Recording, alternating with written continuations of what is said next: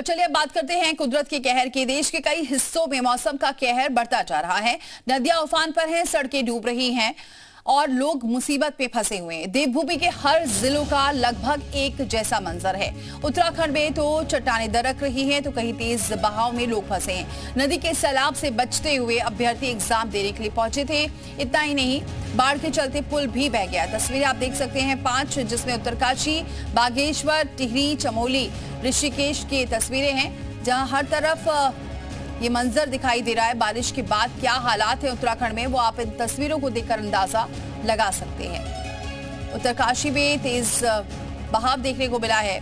चमोली में रोड जाम हो चुका है, सड़कें बंद हैं। इसके अलावा ऋषिकेश में भी तस्वीरें कुछ ऐसी ही हैं, जहां लगातार बारिश हो रही है, जलभराव की समस्या देखने को मिल रही है। टिहरी में देख सकते हैं लगातार बारिश हो रही है, जिसकी वजह से कई जगह पर मलबा आ रहा है और बागेश्वर में भी कुछ ऐसा ही हाल है, नदी का जलस्तर बढ़ गया है।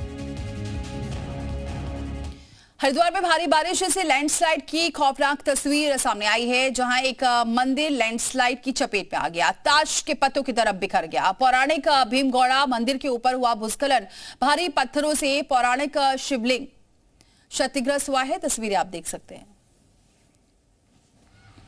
उत्तराखंड प्रदेश में जो लगातार आपदाओं का दौर चल रहा है, उसी में एक हरिद्वार में आज एक ताजा मामला सामने आया है, जिसमें भीमगौड़ा कुंड है जो पौराणिक है। इस भीमगौड़ा कुंड के ऊपर अभी थोड़ी देर पहले एक पत्थर गिरे हैं ऊपर से आके, जिस कारण यहाँ एक मंदिर भी क्षतिग्रस्त हो गया। और सामने जो आसपास रहने वाले लोग हैं उनसे जानेंगे कि आखिर क्या हुआ है और किस तरह का ये क्या मामला हुआ है अभी यहाँ पे। भैया करीब 11 बजे के आसपास सुबह मॉर्निंग में देखा गया कि ऊपर से लैंडस्लाइड हुई है और सारे पत्थर टूट के आप देखिए जैसा मंदिर टूट गया है और प्राचीन शिवलिंग टूट गया है। नुकसान सिर्फ बहुत प्राचीन शिवलिंग थी जो महाकालीन के टाइम से मतलब थी, इनकी मान्यता थी ना, और बहुत दूर दूर से लोग पूजा करने आते थे और आज उनका नुकसान हो गया। आप देखिए आपके सामने। क्या ये भूस्खलन यहाँ पहले होता है? पहले भी कई बार हुआ है, होता रहता है, चिकनी मिट्टी है ना, तो लेकिन कभी आज तक देखा नुकसान नहीं हुआ। हरिद्वार में पहाड़ों में हो रही लगातार बारिश के बाद फिलहाल गंग नहर को बंद कर दिया गया है। भारी सिल्ट आने की वजह से सिंचाई विभाग द्वारा ये कदम उठाया गया है। लगातार तेज बारिश के बाद जो हरिद्वार में जो गंगा नहर की स्थिति है, वो फिलहाल मैं आपको तस्वीरों के माध्यम से दिखाना चाहूंगा। इस वक्त जिस स्थान पे हम मौजूद हैं, ये हरिद्वार का ओम पुल बहुत महत्वपूर्ण बघाड़ डामकोठी के पास है। आप देख सकते हैं कि गंगा नहर जो है वो इस वक्त यहाँ पे बंद है और जो बताया जा रहा है कि गंगा नहर में भारी सिल्ट आ जाने के कारण ये जो गंगा नहर है वो फिलहाल बंद कर दी गई है।